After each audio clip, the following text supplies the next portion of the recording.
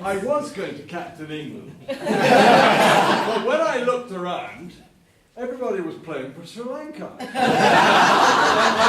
I challenged them to produce their passports. What their nationality was. And only Manny, I think, and perhaps Joe, and their wives could have played for Sri Lanka. They were true Englishmen and could have been playing for me, but they wouldn't have do so. So I went and had a sleep. I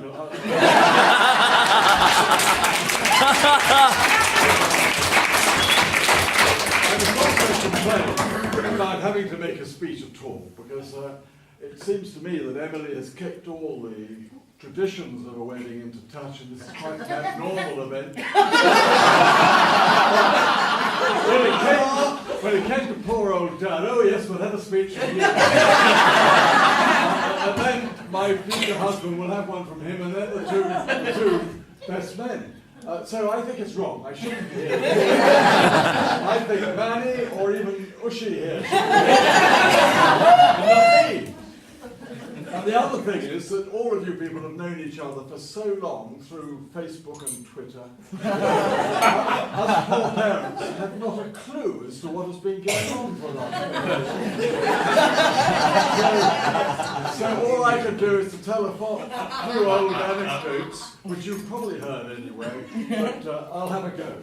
But first of all, I must thank you all for coming, and it's a marvellous bunch of people I have ever met, I think, young people, and all these are very close friends of Emily and Dylan's, and that was the way it was designed, and the parents, of course, and a couple of relatives of Dylan's. But it's been a pleasure, really, to have you lot as guests, and me as a joint guest with you, because I think it's been a lovely party, and we've all enjoyed it enormously. So I must thank also those who've come from afar. I gather there are some who've come from as far as Lincolnshire.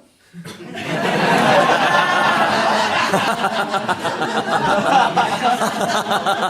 a few that have come for a bit closer than that. I think there's a few from Dubai, which actually is probably only an hour and a half flight. It took us 6 hours. Some from Barcelona, and some from Israel too. They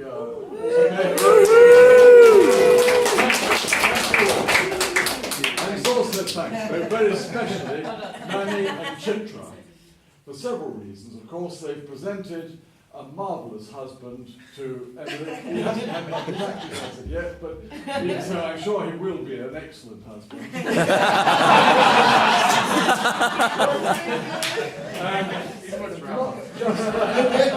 But also in making this link between our two families, which is a very important one, and I'm immensely proud, and Ushi is too, that we have this Sri Lankan, German, English link.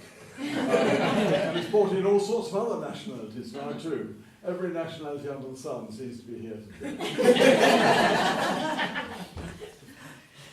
I also have to mention, of course, that Chitra made the lovely cake in the back there, which is about to be cut into little pieces.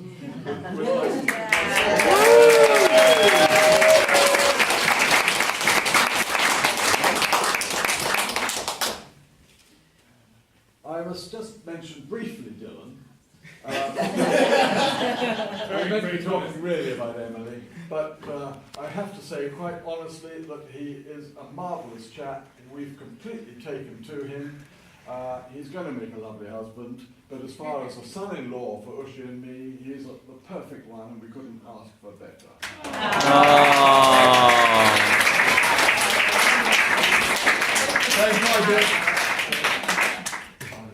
Now, this event is a very extraordinary one. It's quite unlike any other wedding I've been to. But the reason for this you may not understand, and that is that Emily's caring and thoughtful nature thought of us all before herself and Dylan, in that she wanted a party that got everyone together. It was not extravagant. It was accessible to everybody. You could bring your children if you had children. The whole thing was an open event, and it was to be enjoyable and fun. And that is the first part of Emily's character that I want to mention to you, her caring and thoughtful nature. and that is what came out of it, this lovely wedding, which couldn't be better, and was probably the way in which all weddings will be run in the future.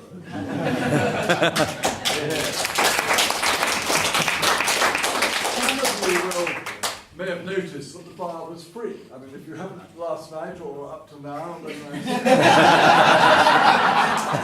but this reminds me of the story of a similar event where a chap went up to the bar and he didn't know it was free, and he went up to a group of people, and as he approached the group of people at the bar, a voice said, "Well, you're a very handsome chap." And seconds later, another voice said, "And that's a lovely suit you're wearing."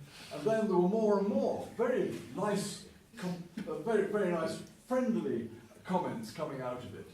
And eventually the chap said, "I must discover who was saying this to me." And he went up to the chap at the bar and said, "Who's been saying those nice comments about me?"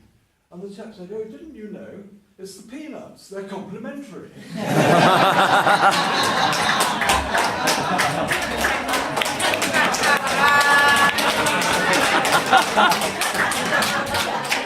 That's a relief.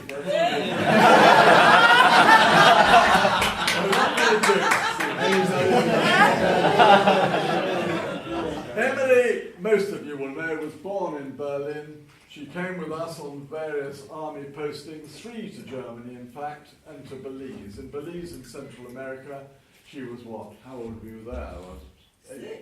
Six or eight or so. She was never happier than when she was knee-deep in mud in the pig farm, or riding horses through the jungle.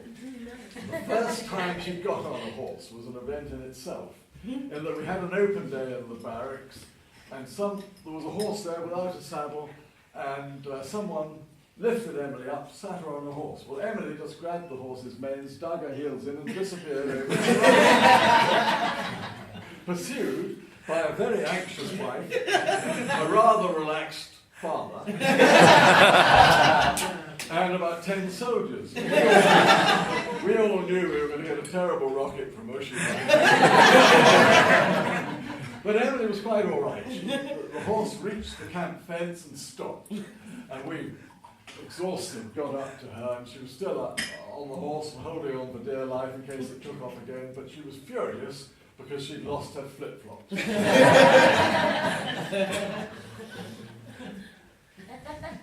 The animals that Emily enjoyed in Belize were part of her, the start really, of her love of animals.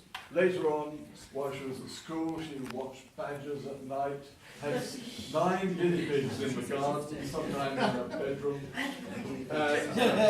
terrapins, dogs and cats, all sorts of animals were always appearing, and Emily was looking after them. When she left school, she went back to Belize, in fact, to look at snakes and spiders and care for a baby manatee, which you might have seen Stephen Fry with on the television the other day. But this animal was been born and needed looking after, and Emily looked after that sea elephant for a while. University of Kent followed, and I understand she met a bunch of people there.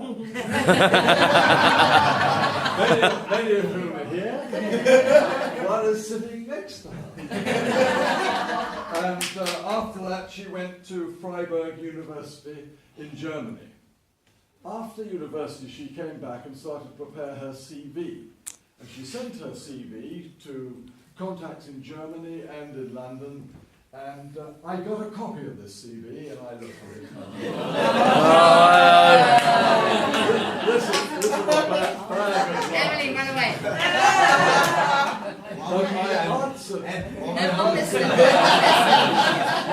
I answered her letter, you may remember this, Emily, from one Helmut Doppelganger, businessman in Germany. Sorry, what was her name again? Helmut Doppelganger. And it says, "Dear Frau Veitch, I'm in receipt of your CV. Your career record indicates a highly proficient and employable individual. Much credit must go to your parents for their generous and sensitive guidance over your formative years. I am in a position to offer you employment. However, I have a slight reservation. A check by my HR staff suggests that you can be stubborn and bolshy and perhaps over-exuberant on the social side.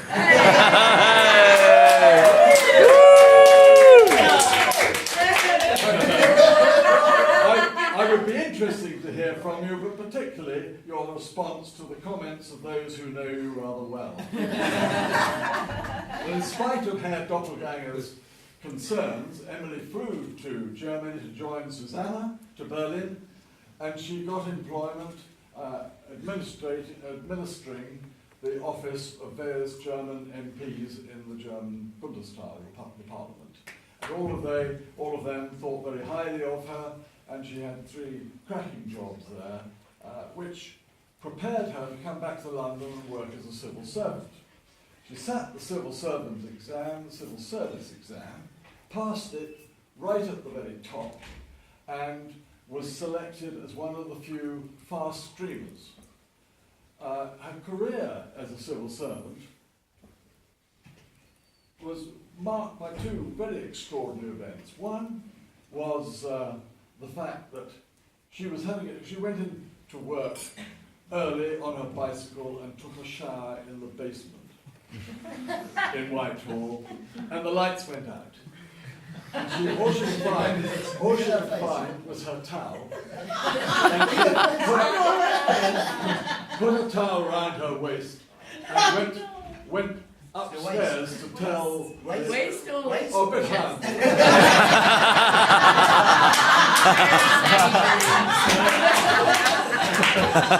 I think so, anyway. And she reported to the administration that the lights had gone off. At that time, a great group of civil servants came into the hallway to see Emily dripping water.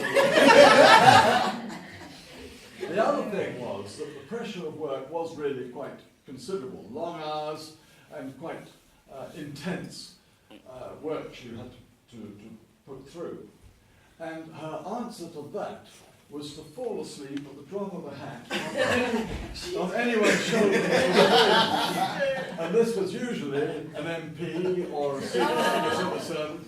Wherever they travelled by air or rail or car, Emily was always fast asleep on this jack.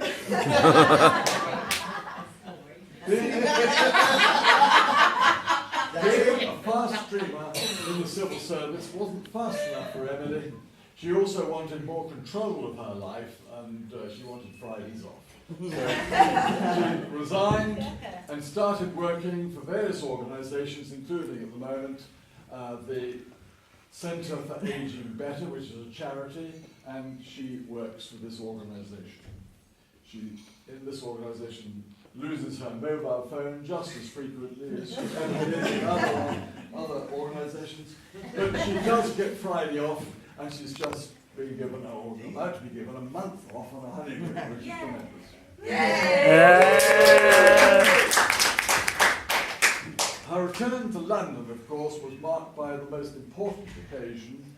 She made a visit to a pub on Hampstead Heath, a very rare visit by Emily to a pub. Which I'm afraid that record has been changed since she met Dylan.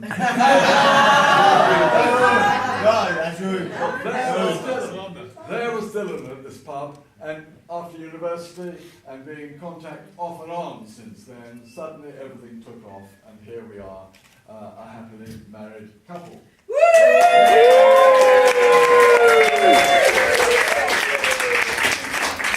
I've mentioned Emily playing sport. She skis well, she rides well, she plays tennis well. Her skiing was also a memorable event. I took her on the T-bar in Austria or somewhere, and she was wearing a rucksack, and she wasn't quite sure how to get on the T-bar, but her rucksack strap got caught on the T-bar, and up she went upside down.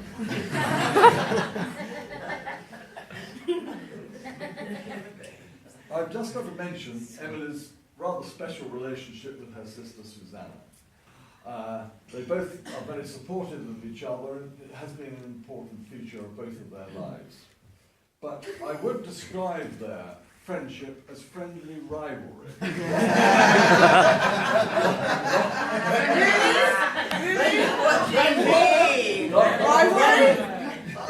I could call it something else. I think friendly rivalry describes it well.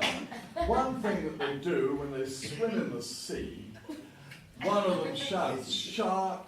and the other, terrified, gets out as fast as they can. This works also in the swimming pool. And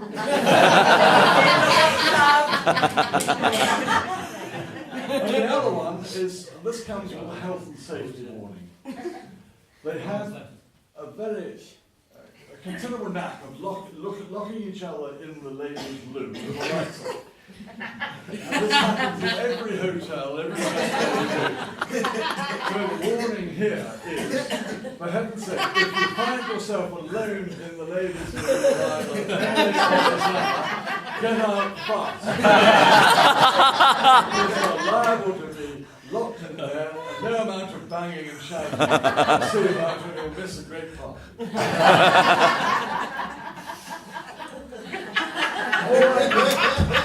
All I can add to this is that Emily is a kind, generous, and utterly unselfish and thoughtful person. I have to read this because I can't read your writing very well.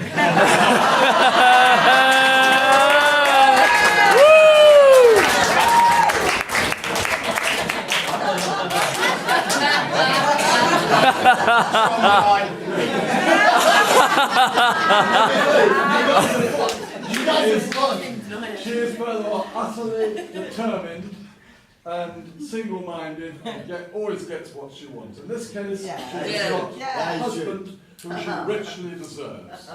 May I ask you all to stand and give a toast to Emily and Jane.